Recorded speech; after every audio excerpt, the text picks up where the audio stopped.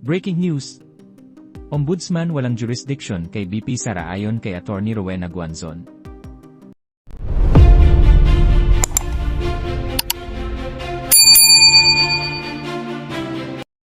Mariing nilinaw ni dating COA at COMELEC Commissioner Attorney Rowena Guanzon na walang jurisdiksyon ang Office of the Ombudsman sa mga kasong isinampa laban kay Vice President Sara Duterte, kabilang ang plunder, dahil ang Vice Presidente umano ay isang impeachable official. Sa panayam sa programang Vox Populi, ang Boses ng Bayan, ipinaliwanag ni Attorney Guanzon na malinaw sa konstitusyon ang limitasyon ng kapangyarihan ng Ombudsman pagdating sa mga halal na opisyal na maaaring ma-impeach. Wala pong jurisdiction ang Ombudsman sa isang Vice President dahil siya ay impeachable official, ani Guanzon. Ayon pa kay Guanzon, kahit pa maghain umano ng mga kasong kriminal tulad ng plunder, hindi ito maaaring umusad laban sa isang nakaupong Vice Presidente hanggat hindi natatapos ang kanyang termino o hindi dumaraan sa impeachment process. Dagdag pa ni Guanzon, ang paghahain ng mga kaso ngayon ay maaaring magsilbing ingay pampolitika, ngunit hindi ito agad magkakaroon ng legal na epekto dahil sa kawalan ng jurisdiksyon. Ire itself, yung plunder, wala pong jurisdiction ang Ombudsman sa ngayon. Ikaw talaga, si Attorney Rowena Guanzon, talagang nilalaban niya lang kung ano yung tama. So nakita lang niya yung mali. Yes. Bilang abogado, hindi siya pwedeng magbulag-bulagan sa mga maling nakikita niya based on law, constitution, kung ano yung naaayon sa batas. Yes. So yun ang pinaglalaban niya. Ang problema kasi, yung mga pinklawan, supposedly kakampi niya, nagbubulag-bulagan. Hindi naman lahat, no? So I think kasi those are the people who are in power or bayad. No? Let's be upfront and direct. Talaga namang may bayad. Pero Banateras. ano sa tingin ninyo yung dahilan kung bakit itong mga pink ayaw bumanat kay Marcos, parang kakampi nila? Ano sa tingin nyo? Aside from bayad?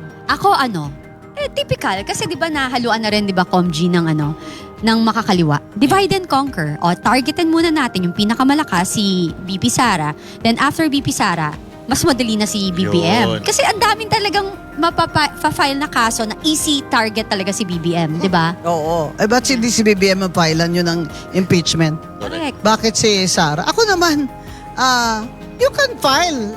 Hindi ko sinasabing wag nyo siyang filean. Ang point ko doon is, filean nyo rin si BBM. Diba? To be fair. Kaya hindi po ako nagde-defend kay VP Sara doon sa first impeachment case na sinabi ko, hindi yan pwede. There's no due process, and kung COA lang din na report ang inyong basihan, sinabi na ng COA Yes. na what do you call this? Yung No wrong oo, doing. may unmodified opinion na sila dun At saka ang point ko dun, hindi po yun plunder pag hindi mo na-liquidate ang confidential fund. I'm so sorry na lumabas na lahat ito. I'm so sorry because I really feel for her, and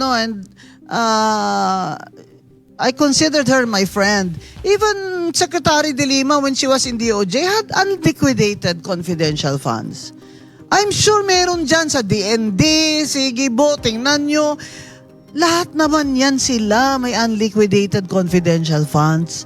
It doesn't, especially Bongbong, ha? Billions, biro mo yun, billions. Pero tama yung pag-liquidate niya kasi, kaya hindi makita ng butas. So ang ano ko lang doon is, it's an auditing matter na kung mali yung niya, yung hindi tama yung pag-liquidate niya, ipapasoli sa kanya ng COA. Yan po ang COA, rules and practice dyan. Kaya hindi po masabi na, ay, ninakaw niya yun. Kasi confidential fund niya yun Sinasabi niya, she used it for that purpose. Yes. Diba? Yung sinasabi ng COA, hindi tama yung pag-liquidate. Diba? And then eventually, unmodified opinion. So, paano mo ninakaw kung confidential fund?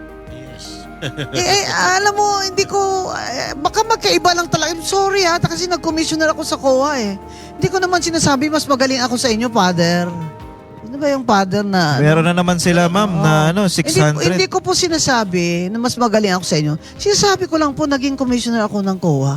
Kung ganun ang issue, ganun ang treatment ko. Kaya hindi ako pabor nun sa impeachment na una kasi alam ko rin na namigay si Romualdez noon ng mga pabuya sa kanila. Yeah. Either projects or cash or what. Kasi alam ko, dahil may mga friends ako doon na ayaw pumirma, nagsi-absent na lang. nung pinatawag sila. Oo. So bilang isang abogado, attorney, no, itong mga ginagawa nila kay BP Sara Duterte, alam nating mali. May impact pa ba ito? O kumbaga, maapektuhan pa ba dito yung popularity ni BP Sara Duterte? Panis na. Wala na, no? Panis na.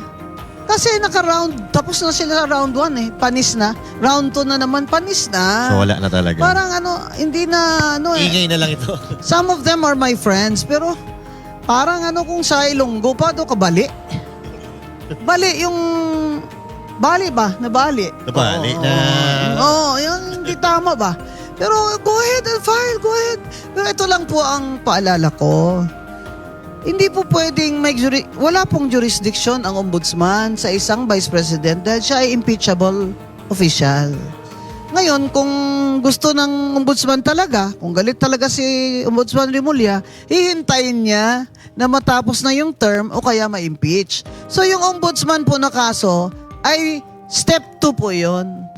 Ang step 1, impeachment. Pag na-impeach, ididikit yung plunder. You see? But by itself, yung plunder, wala pong jurisdiction ng ombudsman sa ngayon.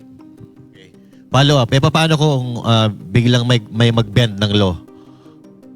Ano? Mag-bend ng law. Si Bendalo. Diyos ko. Si Law Bender. Ay, nasa Constitution po yun. Hindi po pwede yun kasi nasa Constitution po yun. That is provided by the Constitution to ensure stability of the government. Ngayon iba, ayaw nila pa-resign si BBM kasi ayaw nila kay Sara. Eh di palitan niyo yung Constitution, ano ba? Bakit ba kayo tumakbo under this Constitution? Tapos ngayon, ayaw niyo ng succession ng pursuant to the Constitution. Even Justice Antonio Carpio said that. This is the constitutional succession rule. Hindi naman pwedeng resign si BBM pero hindi si Sara ang papalit. At kung kayo naman ang tatanungin mga kababayan, ano kaya ang inyong reaksyon at komento sa balitang ito? Please comment down below at huwag na rin kalimutang i-like at share ang ating video. Thank you for watching.